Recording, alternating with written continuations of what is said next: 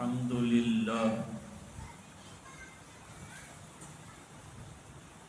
الحمد لله وكفى وسلام على عباده الذين اصطفى أما بعد أعوذ بالله من الشيطان الرجيم بسم الله الرحمن الرحيم إنا أعطيناك الكوثر فصل لربك وانحر إن شانئك هو الأبتر صدق الله العظيم اللهم صل على سيدنا محمد وعلى آل سيدنا محمد وبارك وسلم.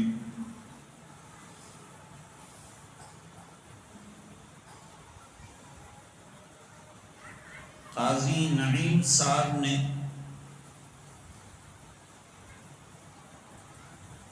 گزشتہ مئی میں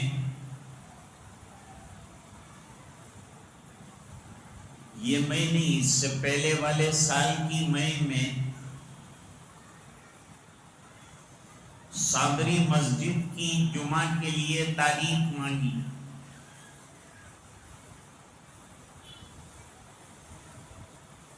یہ ٹلتی رہی یہاں تک کہ آج 8 ذی الحجہ کو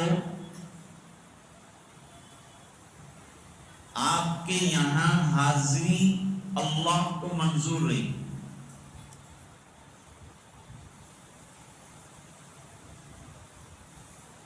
اب ٹلنے کے بعد جو تاریخ آئی وہ بھی کتنی عمدہ آئی. اللہ کے سب کاموں میں حکمت اور مصلحت ہوتی.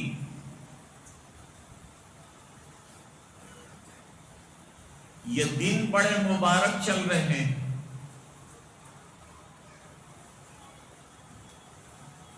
اللہ تعالیٰ قرآن شریف میں فرماتے ہیں،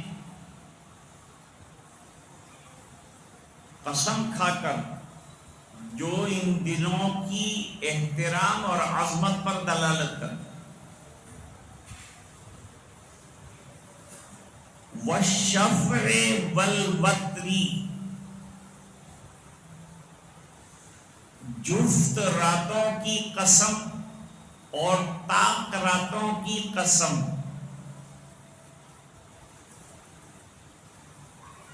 جفت سے مراد یوم نحر ہے اور طاق سے مراد کل کا دن عرفہ ہے، جس میں تمام دنیا کے حجاج کرام جو ہیں، تاریخ کے اعتبار سے دیکھا جائے تو آج کے دن میں میدان عرفات میں جمع ہیں. حدیثوں سے معلوم ہوتا ہے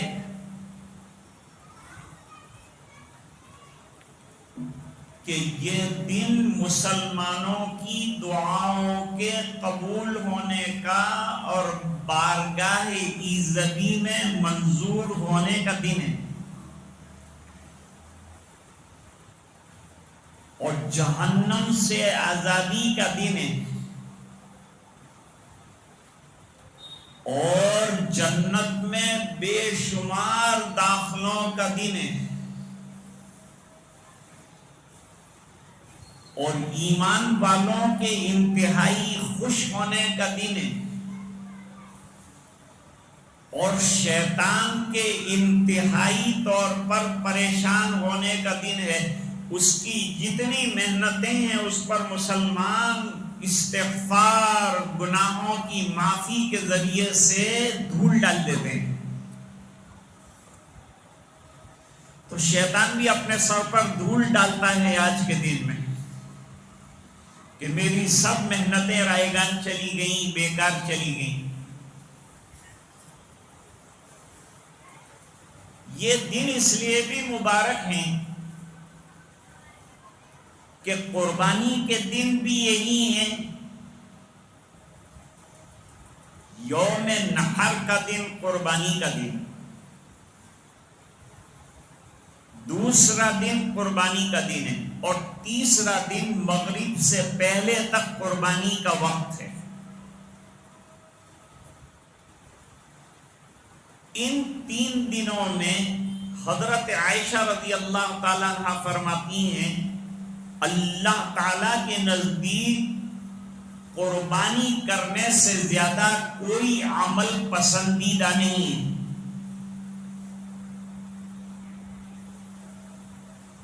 اور اصل میں خون بہانا ہی مقصود ہے، اور یہ خون بہانا اللہ کی رضا کے لیے.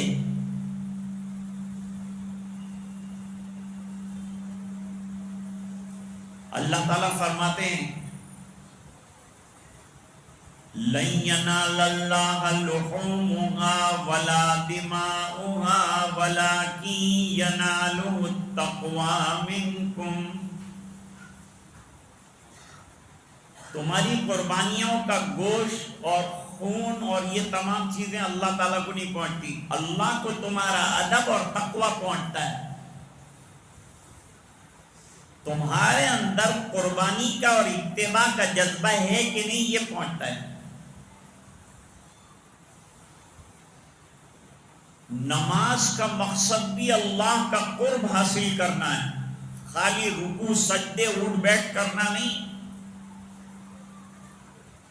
قل ان صلاتي ونسكي ومحياي ومماتي لله رب العالمين. اے نبی آپ فرمائیے میری نماز، میری قربانی، میرا جینا، میرا مرنا سب رب العالمین کے حکم کے ماتحت ہے.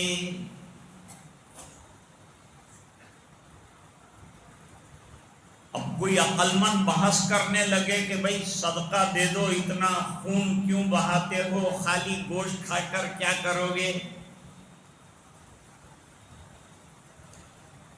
ہندوستان میں قربانیاں کرنے کی وجہ سے 20 لاکھ لوگوں کو ریونیو ملتا ہے،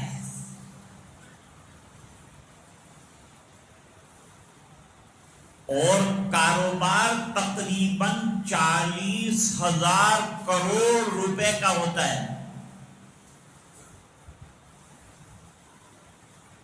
اور 3 سے 4 کروڑ لوگوں کو گوشت ملتا ہے اور ان کا فوڈ پرووائڈ ہوتا ہے. کتنا بڑا ہے نظام. حضرت عائشہ رضی اللہ تعالیٰ عنہ فرماتی ہیں کہ قربانی کے جانور کے خون کے زمین پر ٹپکنے سے پہلے اللہ تعالیٰ کے یہاں یہ مقبول ہو جاتا ہے. اور فرمایا اپنی قربانیوں کو موٹا فربا کرو، اور اللہ کے راستے میں قربان کرو. صدقے کا حکم الگ ہے، قربانی کا حکم الگ ہے، اس میں مکس مت کیجیے. صدقے کے اپنے فضائل ہیں، اپنے احکام ہیں، وہ بھی کرنے کا حکم دیا گیا ہے. جیسے صدقہ فطر نکالتے ہیں، صدقہ نفلی نکالتے ہیں، اس کا ثواب اپنی جگہ ہے. اور قربانی کا جو اجر ہے اور ثواب ہے وہ اپنی جگہ ہے. لہذا دونوں کو ملانا نہیں، وہ اپنی جگہ، یہ اپنی جگہ. یہ غلط فہمی میں نہ رہیں اور اپنی عقل کو اپنی جگہ رکھیں. ہر جگہ عقل چلانے کی ضرورت نہیں. کہیں تو شریعت کے احکام کو بجا لانا اور اتباع کرنا یہی اصل مقصد ہوتا ہے. یہ کرنا ہے. قربانی کی کھال، قربانی کے بال، قربانی کے سینگ، قربانی کی کھریاں، یہ سب کے ساتھ جانور قیامت کے دن زندہ کر کے لایا جائے گا اور پیش کیا جائے گا. حدیث شریف ہے، حضرت ابو ہریرہ رضی اللہ تعالیٰ عنہ نے فرمایا، حضور پاک صلی اللہ علیہ وسلم کا ارشاد ہے، جس سے قربانی کی اہمیت کا اندازہ ہوتا ہے. حضرت عائشہ فرماتی ہیں دل کھول کر قربانی کرنا. جس کے پاس 612 گرام چاندی ہے یا اس کا اثاثہ ہے یا تجارت کا اتنا مال ہے یا گھر میں اس سے زیادہ کی قیمت کا سامان ہے، ایسے لوگوں کے ذمے قربانی واجب ہے. عورتوں کے پاس کافی زیورات ہوتا ہے لیکن وہ قربانی کی طرف توجہ نہیں دیتی، ان کی بھی قربانی واجب ہے. ہاں، شوہر کو اللہ نے مال دیا ہے اور وہ بیوی کو کہہ دے کہ تو پیسے مت نکال، میں اپنے پیسے میں سے تیری قربانی کر دوں گا تو جائز ہے، لیکن اس کو اطلاع دینا ضروری.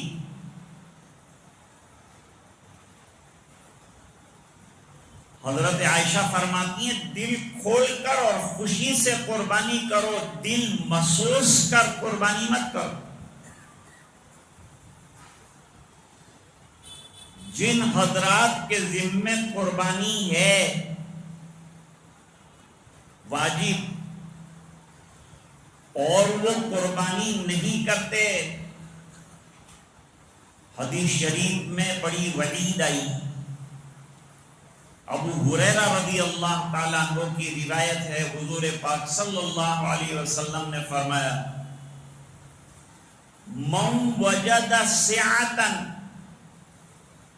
جس کے پاس قربانی کرنے کی وسعت ہے، فلم یضحی، اور اس نے قربانی نہیں کی، فلا یحضر مصلانا، اس کو ہماری عیدگاہ کے قریب بھی نہیں پھٹکنا ہے. اس سے قربانی کی اہمیت اور وجوب کا حکم جو ہے وہ نکلتا ہوا معلوم ہوتا ہے. یہ قربانیاں ہے کیا؟ حضور نے فرمایا ضحوا، قربانی کرو. صحابہ کرام عام طور پر سوالات نہیں کرتے تھے، لیکن بعض سوالات سے جوابات آئے ہیں اور جوابات سے امت کے سامنے وضاحتیں آئی ہیں جس سے امت کو اطمینان ہو جائے. نبی کریم صلی اللہ علیہ وسلم نے فرمایا ضحوا، قربانیاں کرو. صحابہ کرام نے سوال فرمایا وضاحت کے لیے، ما هذه الادائی یا رسول اللہ، اللہ کے رسول یہ قربانیاں کیا ہیں؟ وہ بڑی اچھی بات فرمائی سرکار. فرمایا سنت ابیکم ابراہیم علیہ الصلاۃ والسلام، تمہارے جد امجد حضرت ابراہیم علیہ السلام کی دی ہوئی قربانی کی یادگار ہے، لہذا اس یادگار کو باقی رکھو اور قربانی کرو. پھر سوال کیا فما لنا فیہا یا رسول اللہ. یہ روایت زید ابن ارقم رضی اللہ تعالیٰ عنہ کی. ابھی خطبے میں حضرت امام صاحب عید کے دن سنائیں گے. زید ابن ارقم بڑے جلیل القدر صحابی ہیں اور حضور پاک صلی اللہ علیہ وسلم کے ساتھ کئی غزوات کے اندر رہے ہیں. اللہ کے رسول یہ قربانیاں کرنے میں کیا ملے گا؟ نبی کریم صلی اللہ علیہ وسلم نے فرمایا لِكُلِّ شَعْرَةٍ حَسَنَةٍ، ہر بال کے عوض ایک نیکی ملے گی. اب جانور کے اندر کتنے بال ہوتے ہیں اندازہ لگاؤ. کروڑ، 1/2 کروڑ کے اعتبار سے بال ہوتے ہیں. اتنے تو انشاءاللہ ہمارے گناہ بھی نہیں ہوں. اتنا اجر اللہ تعالیٰ اور اتنی حسنہ اور بھلائیاں عطا فرماتے ہیں، چھوٹے گناہ معاف ہوتے ہیں، بڑے گناہ کے لیے توبہ درکار ہے. پھر صحابہ کرام نے سوال کیا، اللہ کے رسول بال پر تو ایک ایک حسنہ اور ایک ایک نیکی ملتی ہے، تو کروڑوں نیکیاں ہو گئی بے فضلہ تعالی. لیکن بعض جانور جیسے گھیٹا، دمبا، اونٹ، اس کے اندر صوف یعنی اون ہوتا ہے اور ایک اون کے اندر ہزاروں بال ہوتے ہیں، تو اس کا کیا ہے؟ فَمَا لَنَا فِي الصُّوفِ يَا رَسُولَ اللَّهِ، اللہ کے رسول یہ اون کے بدلے میں کیا ہے؟ حضور پاک صلی اللہ علیہ وسلم نے فرمایا اون کے ایک ایک بال کے مقابلے میں حسنہ اور نیکی اللہ تعالیٰ کے یہاں لکھی جائے گی. کتنا بڑا اجر ہے، کتنا بڑا ثواب ہے، اندازہ نہیں لگا سکتے. اور اللہ تعالیٰ کتنے رحیم ہیں کہ تھوڑا سا مال قربان کرنے پر بے شمار اجر عطا فرمانے کا وعدہ فرماتے ہیں. اور ان 3 دنوں میں اس قربانی کے علاوہ کوئی عمل زیادہ پسندیدہ نہیں. جیسے یہ 10 دن میں 9 دن کے اندر جو بھی اعمال جس میں وظائف ہیں، تلاوت قرآن ہیں، تحلیل ہے، تسبیح ہے، تقدیس ہے، نمازوں کی بے حد پابندی ہے، تلاوت قرآن کی کثرت ہے، یہ اللہ تعالیٰ کو بہت پسند ہے. اللہ تعالیٰ کے یہاں نہایت پسندیدہ. رحمت حق بہانہ می جویت، اللہ تعالیٰ کی رحمتیں بہانے تلاش کرتی ہے، کس طرح میرے بندوں کی مغفرت کر دوں. بہت بڑی کوانٹیٹی میں آپ مال خرچ کریں یہ مطلوب نہیں ہے، بلکہ اخلاص کے ساتھ تھوڑا کام کریں، یہ بھی اللہ تعالیٰ کے نزدیک بڑا پسندیدہ اور بڑا پیارا عمل ہے.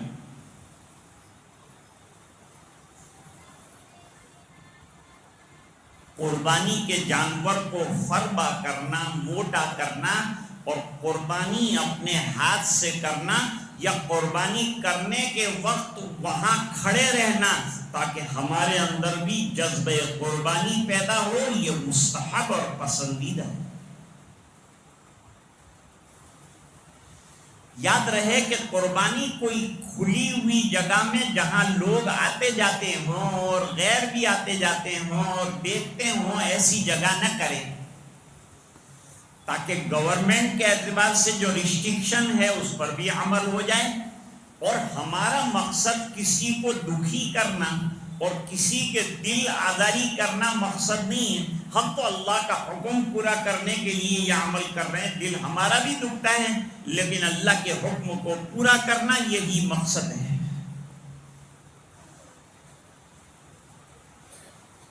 یہ تو قربانی کے سلسلے کی سب باتیں ہو گئی. اب کل جو ہے یوم عرفہ، یہ دن بڑا پسندیدہ ہے چونکہ ایک دن آگے پیچھے رہتا ہے، اس لیے آج جو ہے وہاں شاید عرفہ ہوگا. کل ہمارے یہاں 9ویں تاریخ ذی الحجہ کی عرفہ کہلاتی ہے. عرفہ یعنی معرفت کا دن، اللہ کی پہچان کا دن، اللہ سے تعلق کا دن، اللہ سے محبت کا دن. ویسے تو ہر دن اللہ سے محبت اور معرفت کا ہے. بندہ پیدا ہی اس لیے ہوا ہے کہ اللہ کی معرفت حاصل کرے، اور جتنی معرفت حاصل ہوگی اتنی اللہ کی عبادت کرے گی. مسجدوں کو لازم پکڑ لو اور عبادتیں 5 وقتہ پابندی کے ساتھ ادا کرو. اور صرف اس میں نہیں، کل صبح سے تکبیرات تشریق شروع ہو. یوم عرفہ کی فجر سے اللہ اکبر اللہ اکبر لا الہ الا اللہ واللہ اکبر اللہ اکبر وللہ الحمد، یہ ہر فرض نماز کے بعد مردوں کو بھی پڑھنا ہے زور سے، تاکہ ایک رونق اور ایک ہیبت غیروں پر طاری ہو جائے. اور گھر میں ماں بہنیں آہستہ فرض نمازوں کے بعد تکبیرات تشریف پڑھیں گی. عورتیں بھول جاتی ہیں، وہ نہیں پڑھتی، وہ سمجھتی ہمارے ذمے نہیں، ان کے ذمے بھی. بالغ پر، عاقل پر، مقیم پر، مسلمان پر، آزاد پر، مرد پر، خاتون پر یہ تکبیرات تشریق 9ویں کی فجر سے لے کر 13ویں کی عصر تک رہے گی.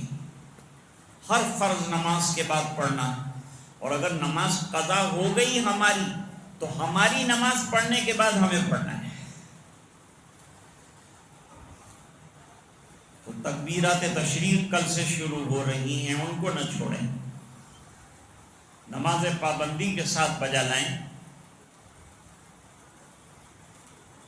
نمبر 2، عرفات میں تو حاجی روئیں گے، دھوئیں گے، احرام باندھیں گے، وقوف عرفہ کریں گے، یہ سب کریں گے. لیکن ہم جو محروم ہیں حج سے، وہ کیا کریں گے؟ وہ روزہ رکھیں. عرفہ کے دن کے روزے کی بڑی فضیلت حدیث شریف میں آئی، اور وہ فضیلت کیا ہے؟ وہ فضیلت یہ ہے کہ یہ روزہ 1 سال پہلے کے اور 1 سال بعد کے گناہوں کا کفارہ بن جاتا ہے. اور 9 دن یعنی پہلی ذی الحجہ سے لے کر 9 ذی الحجہ تک جو روزے رکھے جاتے ہیں، ہر روزے کا ثواب 1 سال کے روزے کے برابر ملتا ہے. تو جن لوگوں کو اللہ نے ہمت دی ہے وہ روزہ بھی رکھیں اور یہ ثواب بھی حاصل کریں. چھوٹے گناہ معاف ہوتے ہیں، اور بڑے گناہ کے لیے اللہ کے دربار میں معافی مانگنا، توبہ اور استغفار کرنے کا بھی دن ہے. اور رات جو ہے وہ بھی بڑی اہم ہے. ایک حدیث ضعیف ہے لیکن فضائل میں ہے، من احیا لیلتئی عید، جس نے عیدین کی راتوں میں جاگ کر عبادت کی، جتنی عبادت ہو سکے جاگ کر کرنا. اللہ مجھے توفیق دے، آپ کو توفیق دے، پوری امت کو توفیق دے. اور جاگ کر کیا کرنا ہے؟ قرآن پڑھنا، وظائف پڑھنا، درود شریف پڑھنا، تحلیل لا الہ الا اللہ پڑھنا، یہ تمام چیزیں. اور نفلی نمازیں ادا کرنا، جتنی ہمت ہو پھر آرام کر. لیکن پوری رات اگر کوئی جاگا، یہ دونوں عید میں، عید الفطر اور عید البقر، تو اس کا دل اس دن زندہ رہے گا جبکہ بہت سے لوگوں کے دل مر چکے ہوں. یہ روایت کو محدثین نے ذکر کیا ہے لیکن تضعیف بھی کی. تو کل کے دن کا یہ عمل ہے. پھر آئے گا 10واں دن، یوم نحر، عید کی نماز ادا کی جائے گی. اس کے کچھ مستحبات ہیں. عید کے دن کے مستحبات لوگوں کو اکثر معلوم نہیں، اور ابھی وہ دن آنے والا ہے، اس بنا پر پہلے سے آپ کو بتا دوں تاکہ یہ مستحب اور مسنون چیزوں پر عمل کر کے ہم ثواب کے مستحق ہو سکیں. نمبر 1، صبح سویرے جلدی اٹھ جانا، اور اگر تہجد میں اٹھ جائیں تو کیا خوب ہے، وہ ثواب بھی انشاءاللہ اللہ تعالیٰ عطا فرمائیں گے، تہجد کا بھی. صبح سویرے غسل کرنا، نمبر 2. نمبر 3، مسواک کرنا. نمبر 4، اچھی خوشبو ہمارے پاس جو ہو وہ لگانا.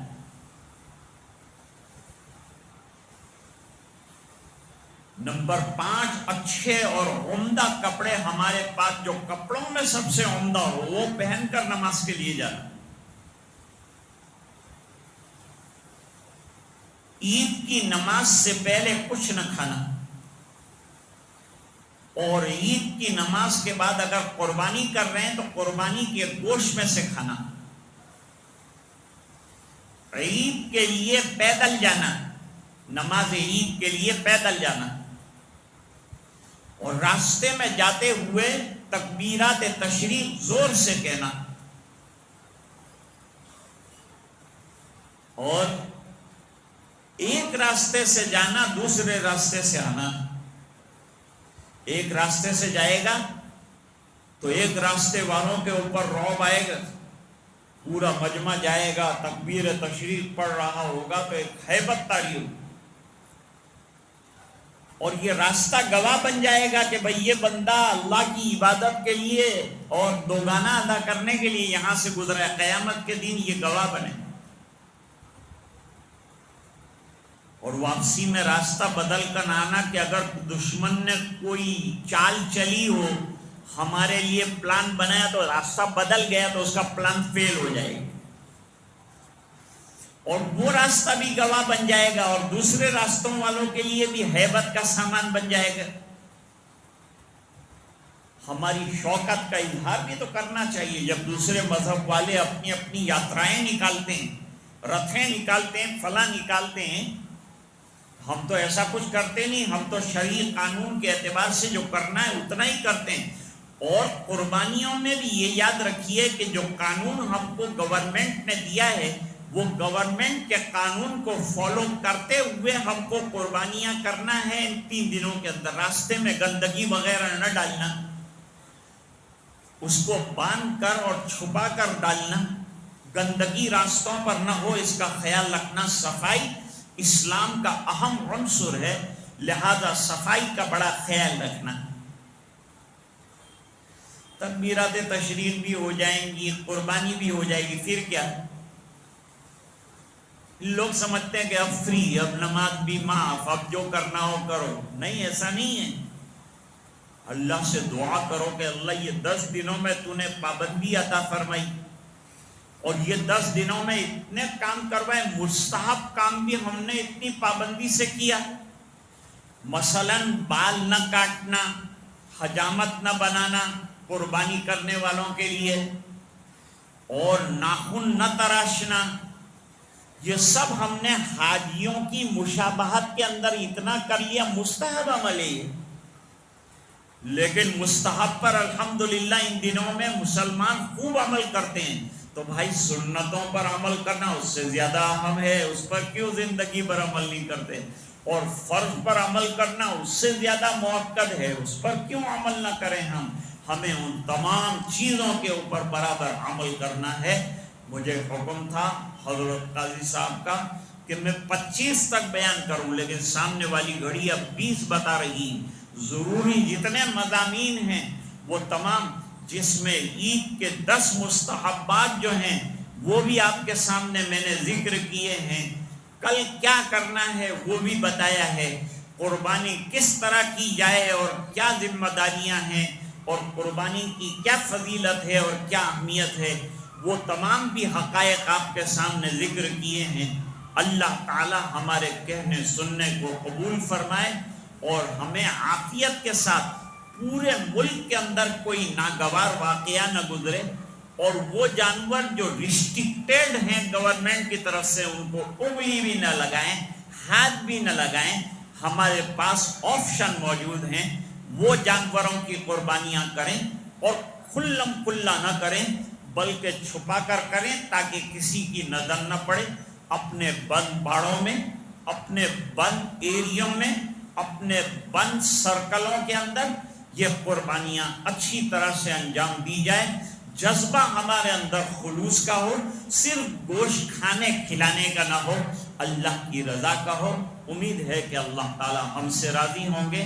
میں نے آپ کے سامنے ایک چھوٹی سی سورت پڑھی ہے، اس کا ترجمہ کر دیتا ہوں، جس میں قربانی کا اور نماز کا دونوں کا تذکرہ فرمایا ہے۔